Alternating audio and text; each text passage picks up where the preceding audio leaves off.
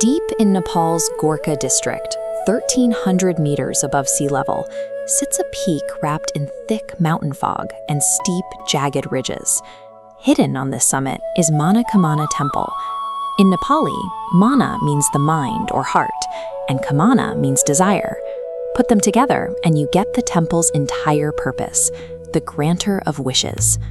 Every year, millions of Hindus travel from across Nepal and India to this specific mountaintop, bringing their deepest personal hopes, career ambitions, and prayers for health. The mountain sees massive surges of pilgrims during high-stakes religious calendar events. During festivals like Dashain or Nag Panchami, the dedication reaches a fever pitch, with intensely focused rituals continuing in the water and across the temple grounds. Manakamana operates as a massive psychological anchor for South Asia, a towering, real-world wishing well where faith meets the extreme elements. But getting to this spiritual salvation doesn't require a grueling pilgrimage anymore. Today, visitors cross the Trishuli River using Nepal's very first commercial cable car system. What used to be a punishing, multi-day trek up a brutal mountain face is now a smooth 10-minute scenic ride, launching from the town of Karimtar. Because the journey is so effortless, it's easy to fall into a trap. You ride up the mountain, drop a coin, make your wish, and ride back down, treating the site purely as a transactional tourist stop. But an old stone building and a steel cable car do not keep a sacred site breathing. The true gravity of Manakamana is maintained entirely by the indigenous communities living on these steep hillsides.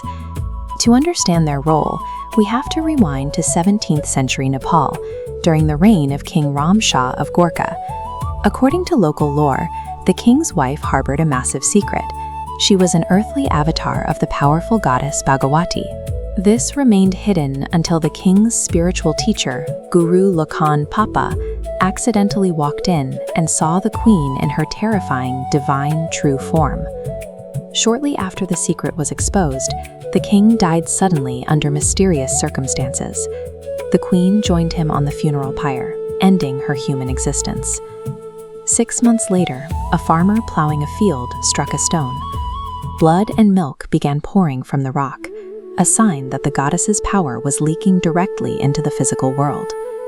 Guru Lakhan Papa rushed to the site, performed tantric rituals, and established the first rudimentary worship around that exact stone. That dramatic royal tragedy provided the initial spark. However, a 400-year-old ghost story doesn't maintain an active daily pilgrimage. It required human infrastructure. That infrastructure is built by the people actually living on the mountain. Today, the surrounding hills are home to the indigenous Gurung and Magar communities. These communities actively steward the temple's sanctity, working the harsh agrarian landscape daily to maintain the grounds. When pilgrims come to make a buckle, a sacred vow often involving animal sacrifice to the goddess, they participate in massive communal events that dictate the entire rhythm of local village life. Visitors are immediately enveloped by this culture. You hear the rhythmic drumming, see the traditional dress, and experience customs that wrap the religious site in a vibrant, living ecosystem. The unique lifestyle of these highland communities acts as the physical machinery. They translate a myth from the 1600s into a functioning, daily reality for thousands of people. Today, Manakamana has evolved into a site where the arrival of thousands of daily tourists hasn't displaced local custom.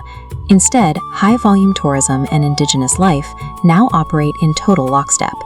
You can see this duality directly in the geography. A bustling, tarp-covered marketplace of vendors and tourists sits squarely beneath the ancient gold-tiered pagoda. The endurance of the site doesn't rely on the legend of the stone or the promise of luck. It is the result of the ancient myth and the modern caretakers becoming inseparable. Millions of people will continue to ride up the mountain, hoping to fulfill their desires. But it is the unwavering dedication of the Gurung and Magar people that actually keeps the sanctuary alive. नमस्ते हजुरहरूले लोक ज्ञान आर्ट्सलाई माया गरिदिनु होला, like, share, comment गरिदिनु होला। धन्यवाद।